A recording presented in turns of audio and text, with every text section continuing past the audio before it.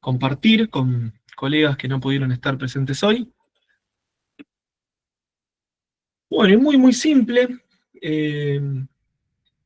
Viene, digamos, en tándem con la última parte que vimos de la presentación de recién, pensándolo en poder levantar con alguna aplicación o algún programa que nos permita geonavegar una imagen calibrada o un GeoPDF, ¿no?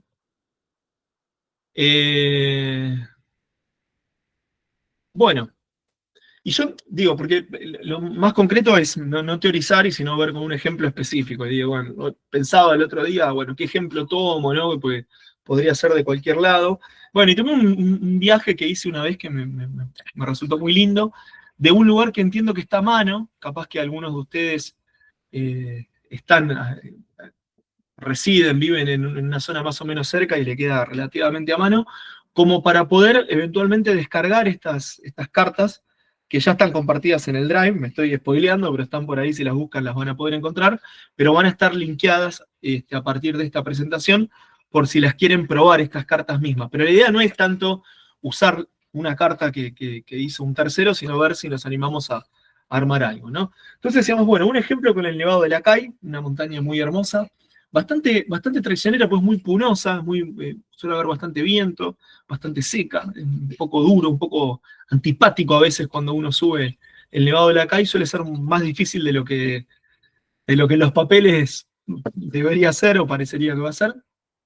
Bueno, y se me ocurrió poner un ejemplo con esta montaña que es muy accesible, suele ser una montaña muy visitada, una montaña que suele ser tomada como primera experiencia muchas veces para quienes arrancan a hacer por ahí un montañismo de 5000, ¿no? O se están preparando, muchas veces la gente va a la calle para aclimatar, para luego ir a una montaña un poco más alta, como el Yoyayaco, ¿también? O el Pisis. Entonces suele ser como una montaña bastante visitada. Estamos bien de audio por ahí, ¿no? ¿Se escucha? Porque como queda grabado sería una pena si no. Sí, perfecto. Sí, perfecto, bueno, bárbaro. Entonces dije, bueno, vamos a hacer un ejemplo de Nevado de la Cay pensándolo para Avenza Maps. De nuevo, yo no tengo ningún tipo de participación comercial con Avenza Maps, para nada. Son aplicaciones que los propios cursantes del año pasado fueron recomendando, creo que están buenos, y bueno, acá estamos compartiéndolo un poquito, ¿no? Bueno, y les cuento un poco cómo fue que lo pensé en ese momento, y después he ido varias veces al Lacay, pero en aquel primer momento una cosa que me llamó la atención, yo iba bastante seguido para San Antonio de los Cobres, me moví en esa zona, hay un colectivo que muchos lo deben conocer, que es el Ale Hermanos, que es un colectivo muy famoso en la zona de Puna, un colectivo de Salta, que bueno, tiene ahí como unos servicios relativamente accesibles, con algunos horarios un poco limitados, a veces los colectivos no andan tan bien, a veces andan bien, depende un poco de una lotería, pero bueno, me pasaba esto, ¿no? Como que yendo a San Antonio de los Cobres, en este colectivo que es un transporte urbano, siempre pasaba yendo por la ruta 51 y veía ahí el hermoso Nevado de la Cay. Lo ves primero pasando las cuevas, cuando estás por la zona de la Cay Chico, y luego lo ves bien, así majestuoso, en la zona de Muniano, que es una vieja estación de tren que está en ruinas, digamos, está abandonada. Entonces pasaba y lo veía por un lado, para el otro. Hasta que un día tenía 3, 4 días libres y dije, bueno, no, me voy. Entonces me conseguí un pasaje a Salta y me subí al colectivo de Lala Hermanos y me bajé a la estación Muniano, ¿no? Así como que lo armé y de ahí me fui caminando directamente, sin vehículo de aproximación ni nada, caminando a pata desde la ruta. Pero digo como ejemplo para contextualizar un poco dónde estamos ubicados, ¿no?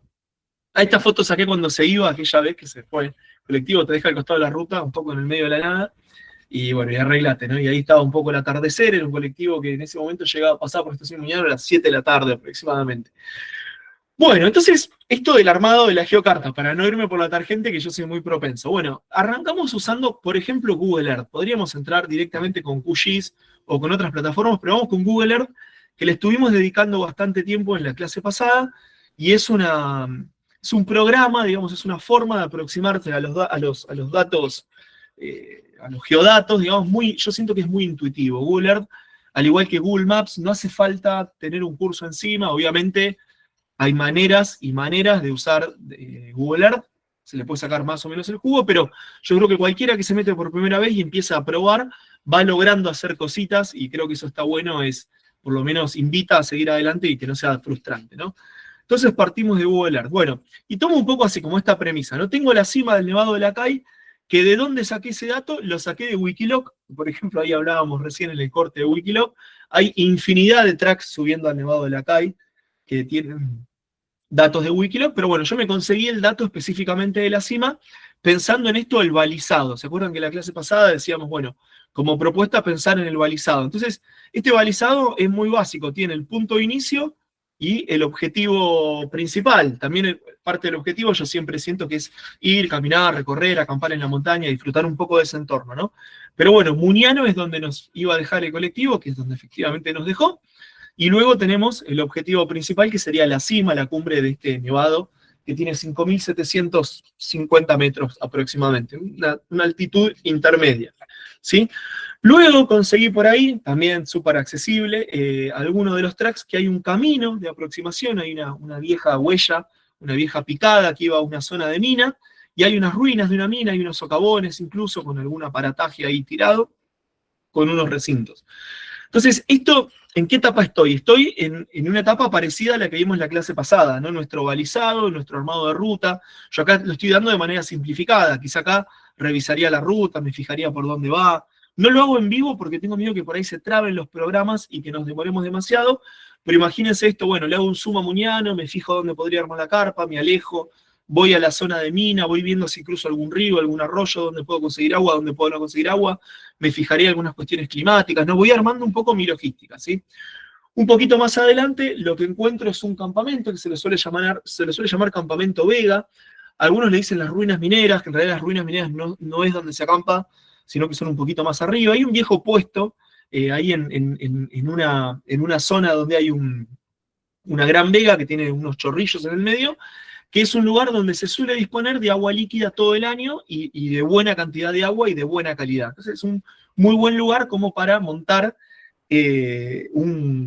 terminar la aproximación, digamos, ¿no? A partir de ahí uno ya encara el proceso de ascenso al nevado propiamente dicho. Muchas personas lo encaramos, muchas personas lo encaran desde este punto, pero también puede ser recomendable, para no forzar el tema de aclimatación, que lo vamos a ver ahí 2, 3 clases más adelante, quizás hacer un campamento intermedio alrededor de los 5.000 metros. Entonces, acortamos el tirón de ascenso a la cima, que no es mucha igual, pero lo cortamos, lo bajamos a, por ejemplo, no sé, 700 metros, que es una cosa mucho más accesible, y hacemos un campamento intermedio, por ejemplo, a los 5.100 metros, 5.050 metros, ¿está bien? Este campamento, que se lo llama las ruinas mineras o campamento Vega, está a 4.800 más o menos, ¿sí? Bien, perfecto. Y hasta acá fui sumando mis puntos, ¿no? Tengo el track, tengo el punto de inicio, bueno, y voy cargando información que luego voy a querer ver en mi dispositivo de celular, en mi dispositivo GPS, por ejemplo, con el Avenza, ¿sí? Entonces, bueno, no sé, marco 2 puntos, hay una línea de extra alta tensión, estos cables, estas torres, ¿no? Eléctricas enormes, que me sirve para orientación en terreno y como para segmentar un poco. Más o menos de Muñano hasta el campamento hay unos 16 kilómetros, con lo cual es un tironcito un poco largo y sube unos 900 metros. O sea, es suave la subida, es muy larga, sostenida, es un poco tedioso el camino porque uno va además por una huella. Entonces está bueno tener algunos puntos que nos sirvan como zanahorias para decir, bueno, me faltan tantos kilómetros para llegar a esta línea de alta tensión, me faltan tantos otros para llegar al campamento, y uno va ahí un poco jugando con la psicología para ir haciendo esa larga aproximación, ¿no? Bueno, entonces tengo finalmente estos puntos, tengo la línea, tengo el lomo, tengo en Muñano, que lógicamente no hay pueblo, nada, ahí me tocaba acampar, tengo otro campamento seguro en este lugar, las ruinas mineras o campamento Vega, y voy armando un poco mi diseño, ¿no? Todo esto lo puedo ir acompañando con una bitácora, que no lo vamos a hacer acá, ir cargando los puntos, las distancias, etc. Nos interesa específicamente la cartografía, ¿sí? Y luego entramos en una zona como más de detalle, porque esto no lo vamos a ver hoy, pero nosotros al Google Earth le podemos dar una tridimensionalidad, haciendo que nos muestre la elevación a escala o un poquito exagerada, acá está un poquito exagerada, como para ver un poco por dónde se encara esa montaña, y quizá la zona de lo que es el ascenso propiamente dicho, la zona donde ya uno está por arriba de los 5.000 metros, donde empezamos a transcurrir por los acarreos, ¿no? Lugares como más expuestos al viento, etc., vamos marcando un nivel de detalle un poquito mayor con lo que son estos puntos, estas balizas que vamos dejando. Entonces, no sé, por ejemplo, tenemos la Presima, que es un lugar importante para marcar porque cambia mucho la pendiente, a partir de ahí ya uno va caminando de manera bastante placentera. Tenemos la terraza, que suele ser un punto ahí de descanso, pero a su vez es un lugar donde castiga bastante el viento. Y no sé, inventé uno que es la línea de 5.300 metros, o sea, la isolínea, la curva de nivel de 5.300 metros como para marcar algo en el medio, ¿no? Bueno, etcétera, etcétera. Esto uno puede tener un montón de detalles y va agregando las cosas que le interesan. Vertientes de agua, otras cumbres. A veces nos interesa marcar cumbres que están más lejos para cuando estoy finalmente en un lugar alto poder mirar y decir, ah, mirá, ese es el cerro Tujle. Ah, mirá, ese es el cerro Kewar. Y desde ese lugar poder ubicarme donde estoy. Bien. Lo que sigue una vez que tengo armado esto, que obviamente cuanto más ordenado uno sea, mejor. Yo, por ejemplo, tengo mis carpetitas, ¿no? Las carpetitas con los tracks, las carpetitas con los elementos propios de la hidrología, o sea, tengo una vertiente, un arroyo, edificios que mayormente son ruinas o algún puesto que están un poco lejos, referencias, campamentos, y más voy armando y lo voy a guardar. También lo voy a guardar en alguna carpeta dentro de mi computadora, en algún lugar que me quede a mano. Voy guardando elemento por elemento, todos los campamentos juntos, todas las referencias de ruta juntas, todas las cimas juntas, o si quieren todo junto, indistintamente, no hay problema, todo como una gran capa, indistinta, simplemente con referencias, ¿sí? Perfecto. Y luego viene la etapa de pasar al QGIS, que hay muchos otros programas, quienes son de la vieja, GISeros de la vieja escuela, muchos todavía no usan QGIS, que es de software libre, por acá está el lugar de donde se lo descarga, ¿no? Pero bueno, se ha ido imponiendo, digamos, como software libre para intervenir en GIS por excelencia. Dejamos ahí el punto de descarga. Y el QGIS quizás sí representa un pequeño desafío para quienes no vienen del mundo de la cartografía o el mundo del GIS, porque bueno, no es tan intuitivo como Google Earth, ¿no? Google Earth voy marcando puntos, como lo vimos en la clase pasada, le voy poniendo nombre, los voy guardando en una carpeta, y los voy guardando en mi escritorio, en alguna carpeta de montañismo que tenga, y es muy simple, muy intuitivo todo. QGIS ya funciona de una manera como un poquito más complicada, son millones de funciones, millones de cosas, que mal podría yo explicar, o sea, se hacen maestrías con este programa en sí mismo, pero sí como para poder armar esto de un pequeño geomapa, modesto, humilde, como para animarnos a explorar un poco esto y armarnos nuestros propios mapitas. El primero saldrá medio feo, el segundo saldrá un poquito mejor, y cuando ya hayamos hecho algunos intentos, por ahí nos vamos a animar a hacer algún mapa que digamos, mira, este está bueno, este es interesante, ¿sí? Bueno, entonces, QGIS cuando nosotros lo abrimos, vemos esto, o sea, está pelado en blanco, es como te espanta, porque ves un montón de iconos, imágenes, funciones, complementos, ¿no? Y bueno, es por momentos caótico, y encima no veo nada, no veo un mapa de fondo, nada, con lo cual me desorienta aún más. Google Earth lo abro y por lo menos veo un globo terráqueo y digo, bueno, tengo que buscar dónde está Catamarca, acá estamos en cero, perfecto. Lo primero que vamos a manejar dentro de estas barras laterales que tenemos acá, que esto viene por default cuando prendo el QGIS, sí que es la capa de navegación. Si uno la tiene que configurar, voy a capa, ver capa, navegación, y me va a mostrar esto. Son las teselas. Acá no se asusten, es todo muy simple. Las teselas o los tiles, ¿sí? ¿Qué es esto? Son como unos mosaicos de mapas que están disponibles online, que me permite ver una imagen de fondo, ¿sí? Vamos a hacerlo bien simple. Entonces, yo acá les voy a dejar, en este tutorial, todo esto está linkeado como para que después puedan ver, listados de capas que se pueden usar como para que mi mapa cuente con una imagen de fondo, cuente con una información de fondo, ¿está bien? Entonces, por acá nosotros vamos a elegir, por ejemplo, Google Satellite, que es la imagen satelital que vemos, por ejemplo, en Google Maps o en Google Earth, ¿sí? Entonces, básicamente voy a esta opción que es de teselas o tiles, está en inglés, y voy a poner en el nombre, le voy a poner un nombre que me interesa a mí, y voy a poner en la URL esta dirección que tenemos acá. Lo voy a aceptar y me va a cargar en mi visor de QGIS, me va a cargar opciones. Yo acá cargué, no sé, el de OpenStreet, el de Google Satellite, Esri y el Virtual Earth de Bing. ¿Sí? Son 4 posibles capas. El de OpenStreet no es una imagen satelital, sino que son, unos mapas de base, ¿sí? Pero fíjense que acá tenemos un montón de opciones. No necesariamente todas satelitales, porque quizá queremos un mapa más simplificado, sin tanta imagen satelital. Yo creo que el chiste está un poquito en usar una satelital de fondo que se vea bien porque nos da un montón de información adicional a los puntos que podamos marcar, ¿sí? No se asusten, es muy simple hasta acá. Simplemente lo que vamos a hacer es guardar este listado de links y nos vamos a ir dentro de esta pantalla.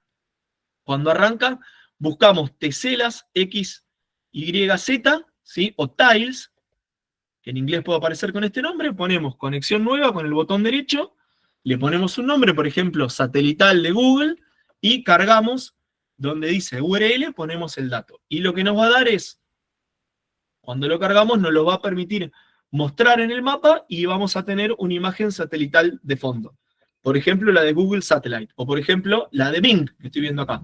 ¿Sí? O sea, son en el mismo lugar, viendo con una tesela o viendo con otra que estoy seleccionando. Podría poner cualquier otra más. ¿Sí?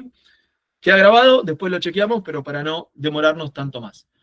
Bueno, segunda herramienta que podemos usar de Google Earth, yendo al mismo lugar, ¿no? A esta barra lateral que tenemos al costado, son las capas WMS, WFS y hay otras cosas más que son servicios de visualización en QGIS que se hacen online. Entonces yo puedo ver mapas que me los muestre online o sobre todo los mapas de vectores, servicios de vectores, los Web Feature Services se llama, features como atributos, y voy a poder conectar con una infinidad de organismos que me proveen información georreferenciada. Esto es lo que SNG está diciendo, mirá con lo que está queriendo explicar, pero por ahí para alguien que nunca agarró un QGIS puede estar bueno. Entonces, acá, en este link, que es el link general de geoservicios de IDERA, que es como un gran reservorio de fuentes de este tipo, les dejo un montón, entrando a este link van a ver esta pantalla y van a poder ingresar a diferentes direcciones de organismos. Por ejemplo, la Comisión Nacional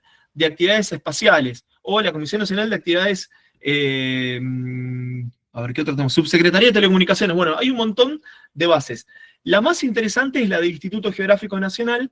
Por razones obvias, tiene muchísima información topográfica de puntos, de lugares, etcétera, que no es ni más ni menos que la información que vemos con el visor IGN que vimos en la clase pasada, pero pudiendo levantarla para hacer nuestro propio mapa de una manera detallada y prolija, ¿sí? No haciendo una captura de pantalla, sino pudiendo hacer un mapa con una muy buena resolución, ¿sí?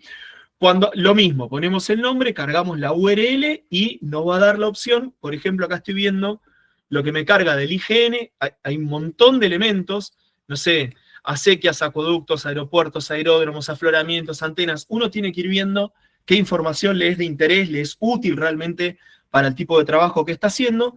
Yo, a modo de ejemplo, marqué las curvas de nivel. Acá lo que hice fue seguir bajando, porque este listado es muy, muy largo.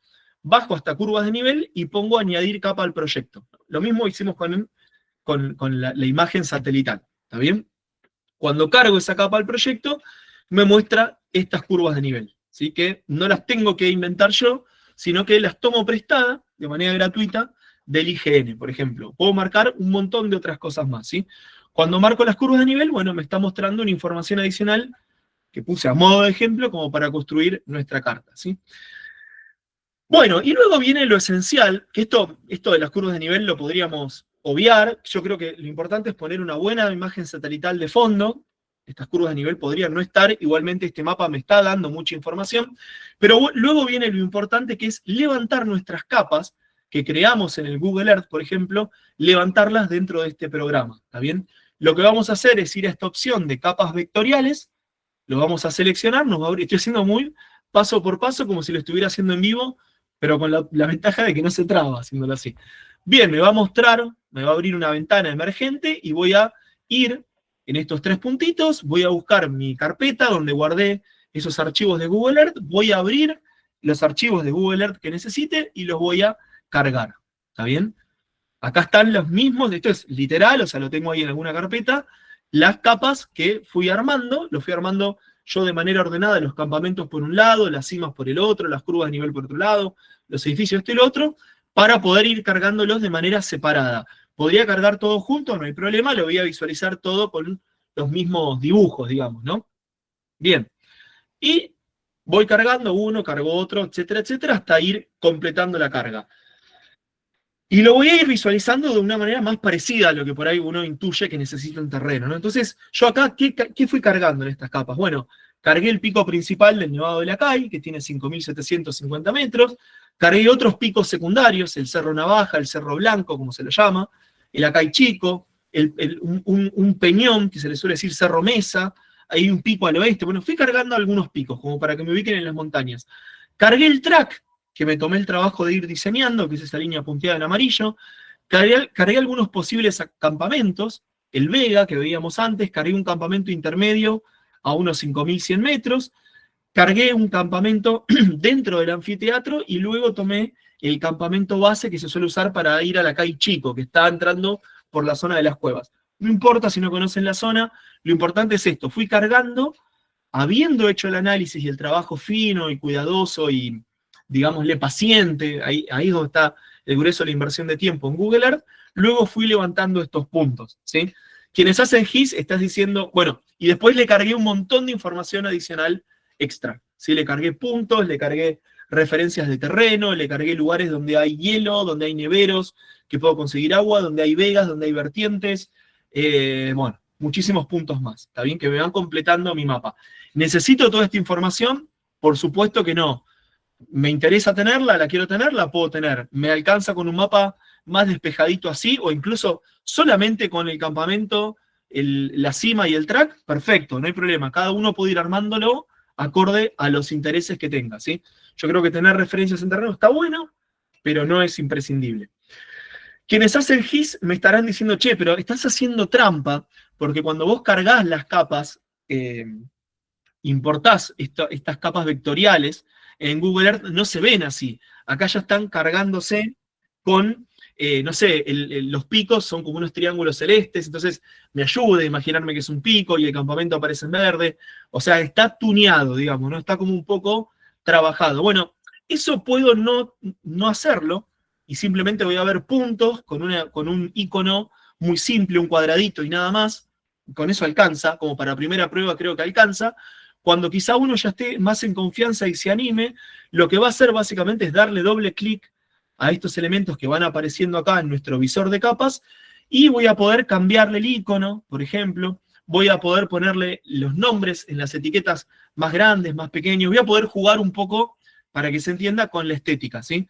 Pero en esencia, con el mero hecho de cargar las capas, yo ya voy a tener la información esencial que necesito, ¿está bien? Luego tendré que probar un poquito cómo le pongo, por ejemplo, a la cima, le pongo un icono que me guste y que me ayude a rápidamente ver qué es la cima, y cómo pongo el track en una línea que quiero que sea punteada o no, que sea amarilla o no, y si la pongo en blanco no se ve bien por la nieve, entonces la pongo en negro, pero no se ve bien por los farallones. Bueno, buscarle como mi estética con la cual me sienta cómodo. Pero lo esencial es poder cargar las capas. Ahí ya estamos haciendo el pase mágico, que es de armar nuestro balizado en Google Earth, que es algo muy simple, muy intuitivo, allá montarlo en un programa que nos va a permitir poder hacer esta exportación, ¿sí? De acá para arriba se pueden hacer millones de cosas y sacar cartas formidables, hiperprofesionales, o puedo conformarme con un croquis, con una imagen satelital de fondo bien calibrado para poder geonavegarlo, ¿sí? Perfecto. Bueno, esto ya lo decíamos, la simbología y las etiquetas es lo más importante en esencia. Luego vamos a hacer una cosa importante. Ustedes, esto que están viendo en pantalla, lo van a finalmente abrir con este programa, por ejemplo, el Avensa, y lo van a agrandar y lo van a achicar y van a ver más detalle en un lugar y menos detalle en otro. Entonces es importante que las etiquetas no sean gigantescas, o en el peor de los casos, que no tenga etiquetas. Llegado el caso, es preferible que no tenga etiquetas y yo darme cuenta dónde estoy, a que tenga etiquetas muy grandes. ¿Por qué? Porque cuando le haga un zoom, la resolución de la imagen satelital va a responder, va a aumentar, me va a mostrar mucho detalle de la quebrada, del nevero, del barranco, pero el tamaño de la etiqueta no, va a quedar fijo en algún momento, por lo menos así como lo estamos explicando, va a quedar fijo, con lo cual, si la etiqueta es excesivamente grande, me va a tapar detalles en terreno, que es lo que más me va a importar, más que un rótulo que diga la altura de la calle, ¿está bien? Entonces, lo que yo hice acá, antes de pasar de etapa, yo tenía este mapa, lo que hice fue ajustarle las etiquetas y ponerlas más chiquititas, al punto que casi en pantalla algunas no son visibles. Sí, por ejemplo, las etiquetas que están por acá se pierden porque son etiquetas que están en blanco y justo está el nevero y no se ve bien. ¿De acuerdo? Bien. Lo siguiente que hay que hacer es, recomendación, tratar de tener una pantalla completa como para que abarque la mayor superficie de nuestro mapa, que esto en definitiva es lo que vamos a ver, y rotar el norte al 0. Acá donde está apareciendo ese cuadradito, abajo a la derecha, no sé si ven que aparece un rectángulo, a veces nosotros movemos por comodidad, que la imagen se vea, ¿no? Con el norte girándolo 45 grados o 90 grados para ver una cordillera a lo largo, lo que sea. Para hacer este mapa y no complicarnos la vida, se puede hacer de otra manera, vamos a poner este eje de rotación al 0. Si no, no nos lo va a guardar. ¿Está bien? Y una vez que estamos acá, ya estamos listos. Fue muy difícil, fue muy fácil. No lo sé, ustedes júguenlo y después me comentan en el grupo de WhatsApp. Yo creo que es realizable, es replicable. Voy haciendo paso a paso de a poquito. Si en alguna cosa me trabé, me mandan un mensaje y lo vemos, ¿sí? Cuando ya llego a esta instancia, lo que voy a hacer es ir a proyecto, voy a ir a exportar y vamos a exportar, por ejemplo, a PDF.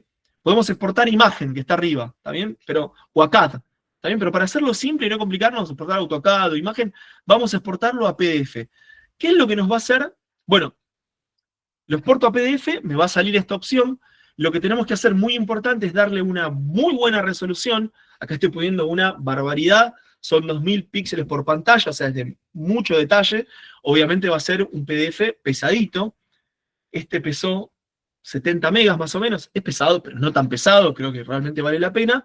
Y no hay que olvidarse de marcar esta opción que es crear un PDF geoespacial, un GeoPDF, como le decimos coloquialmente. Estas dos opciones son importantes. Si yo marco una baja resolución, como me viene dada por default, que por ahí me da 96 ppp, cuando abre la imagen se va a ver bien, cuando la estoy viendo hacia pantalla completa, pero cuando le hago un zoom, se va a ver todo pixelado y no me va a servir. Y lo mismo si no lo grabo como GeoPDF, voy a tener una imagen muy buena, de buena resolución, pero luego no lo voy a poder geonavegar con la aplicación. ¿Está bien? Perfecto. Y lo guardo. ¿Y lo guardo dónde? No sé, en una carpeta X, ¿sí? Después me lo subo al Drive, como lo hice yo ahora, en la carpeta del Drive lo van a poder ver, y simplemente lo voy a tener guardado en algún lugar. Bien, esta es, por ejemplo, de este GeoPDF que les estoy compartiendo, que lo puse por ejemplo, lo tomé como ejemplo, podríamos haber hecho, no sé, de cualquier otro lugar. De hecho, si alguien necesita sí o sí armar un GeoPDF de una zona, díganme y en algún rato que tenga, le armo y le comparto con mucho gusto. Bueno, esta es la visualización que tenemos, por ejemplo, de esta zona de zoom del Nevado de la Cay, ¿sí? Y yo lo veo así y lo puedo imprimir, por ejemplo, en una hoja tamaño A2 y me puedo llevar una buena carta que me va a ayudar cuando esté en terreno. Ahora, cuando yo esto lo levante con el Avensa, que ahora repasamos cómo es, pero ya lo vimos en la primera parte, yo voy a hacer un puntito azul, un puntito celeste, moviéndome por todo esto. Entonces, esta imagen de fondo, las curvas de nivel, los campamentos, el sendero, las geografías que estoy viendo en este lugar, me da mucha información. Me va a decir, che, ojo, acá del Nevado de la Cay hacia el sudoeste hay unos paredones importantes que tenés que tener cuidado de no ir hacia esa zona, porque hay mucho carreo con neveros sueltos y paredones con una pendiente muy fuerte. Te resbalás ahí, te podés lastimar seriamente. Y parece mucha mejor opción descender por estos planchones. Bueno, me va dando información que estando en terreno mismo voy a poder utilizar. ¿Sí? Es un plus extra. Yo podría ver esto con una imagen de fondo totalmente en blanco. Y tengo información del track, tengo información de la cima, de lo que sea, pero no voy a ver esta imagen satelital. ¿Sí?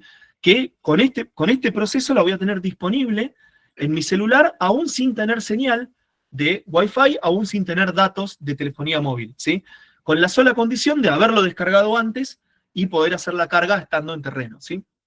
Y que me funcione el receptor del GPS, que no esté en un pozo, en una quebrada, o que la atmósfera esté terriblemente cargada. Entonces, voy a poder geonavegarlo. Ahora, esto es lo que yo voy a ver con el GPS, pero, por ejemplo, me concentro acá en la zona del anfiteatro, que es un viejo circo glaciar, de la calle, hermosísima, esa es una zona hermosísima, 100% recomendable, no va nadie, van a la cima, pero nadie baja, prestación es bellísima, y este es el nivel de detalle que me va a dar, es la misma imagen, con estos 2000 ppp, ¿sí? La imagen tiene mucha resolución. ¿Qué quiere decir esto? Que cuando yo le hago un zoom in, estando geonavegándolo, yo me voy a ver a mí mismo siendo un puntito azul, deambulando, por ejemplo, por este lugar, ¿está bien? Entonces ahí tengo una laguna que se suele congelar, que es la inferior, hay una más alta, una más baja, acá estamos hablando de unos 5.000 metros de altitud, más o menos, y yo voy a poder estar geonavegando esto. Necesito ver una escala más amplia para ubicarme hacia dónde voy, puedo verlo de esta manera, ¿sí? Pero esto es muy importante porque cuando por ahí estoy encarando alguna zona, alguna pared, algún paso, me va a dar mucha información poder ver las quebradas de esta manera. No me alcanza con este nivel de resolución, le pongo 3000 ppp. No o se me pone muy pesado porque el celular ya 3000, esta pesa 70, si le pongo 3000 va a pesar mucho. Puedo hacer un zoom, entonces recortar solo la zona del anfiteatro y darle 2000 ppp solo la zona del anfiteatro. Y el nivel de detalle que va a tener va a ser mayor, voy a poder acercarme aún más. ¿Cuál es el límite? La calidad de la imagen satelital que me provea Google, Bing o el servidor que hayamos tomado con las teselas. ¿Sí? O sea, el límite de la calidad de la imagen es cuando se pixela Google Earth, bueno, acá se va a pixelar. Cuando se pixela Yandex Maps, acá se va a pixelar. Cuando se pixela Bing, lo que es el Virtual Earth, acá se va a pixelar. Pero hasta ese punto yo puedo ir a hacer una escala de acercamiento y lo único que tengo que hacer es manejar la escala de cuánto quiero abarcar en el mapa y el nivel de resolución que le voy a dar. ¿Sí? Acá es un buen ejemplo de lo que les decía de las etiquetas. Esta etiqueta puesta en esta escala parece sensata. De hecho, casi que no llego a leer donde dice inferior, pero cuando hago el zoom in, bueno, yo creo que es aceptable, pero quizás es demasiado grande. Quizás esta etiqueta podría ser mucho más pequeñita y me evitaría de que me tape esto que hay acá. No parece estar tapándome nada muy crítico, pero bueno, qué sé yo, puede haber algo ahí que me esté perdiendo porque la etiqueta es muy grande, sobre todo si lo puse en tamaño 18, ¿sí? Esto está puesto en tamaño de letra 5, para que se den una idea, muy chiquitito, ¿está bien? Bien, y estamos.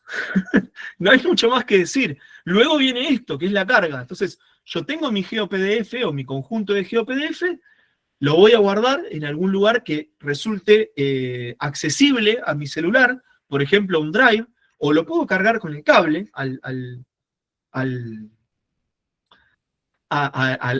dispositivo celular en sí mismo y voy con estas opciones.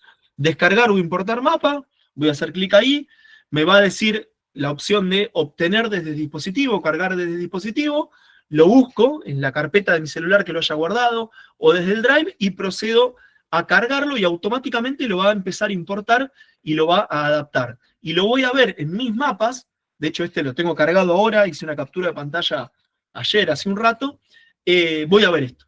Voy a ver los nombres, yo le puse Anfiteatro Nevado de la Cay 2000 y Aproximación al Nevado de la Cay, que es una imagen más extensa que abarca desde la ruta a 2000. Obviamente cuando le hago el zoom a la que abarca desde la ruta, se va a pixelar más rápido porque está abarcando un área más grande, ¿sí? Y cuando lo cargo, cargo uno o cargo el otro. No puedo navegar dos mapas a la vez, ¿no? Cargo el del Nevado, el del anfiteatro y voy a ver esto en el celular como veíamos en el ejemplo, con un nivel de detalle que va a llegar hasta esto, hasta esta visualidad, lo voy a poder geonavegar en mi dispositivo igual. Y arriba de esto puedo traquear, puedo marcar puntos, bueno, lo que ya vimos en la primera parte de la clase. ¿Está bien? Bueno, y con esto cerramos. Ha sido muy breve, quizás mucha información, pero bueno, nos queda grabado como para poder repasarlo en alguna otra ocasión que consideremos pertinente. Hago una pregunta antes de dejar de grabar. ¿Hay alguna cosita que por ahí alguien diga, ¿podés volver a la diapositiva que mostrabas tal cosa y lo volvemos a ver? Si no, paro para que el video no nos quede largo y seguimos charlando un ratito y ya vamos cerrando. A la 1, a las 2. Bueno, vamos a cerrar la grabación. Muchas gracias, ¿eh?